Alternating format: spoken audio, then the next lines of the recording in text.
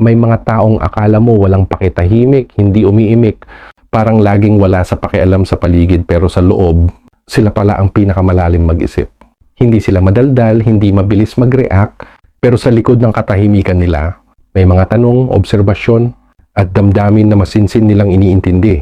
Hindi nila sinasayang ang salita, kaya mas pinipili nilang manahimik kaysa magsalita ng hindi totoo o walang saysay. Minsan iniisip ng iba na manhid sila, pero ang totoo, mas iniintindi nila ang bawat pangyayari, tinitimbang, sinusuri, at pinipili kung ano ang dapat nilang maramdaman o sabihin. Sila yung tipong hindi mo agad mababasa, pero kapag nagbigay ng opinyon, diretso sa punto at puno ng lalim. Hindi ibig sabihin na wala silang pake. Marahil mas pinipili lang nilang damhin ng tahimik kaysa ipakita ng malakas.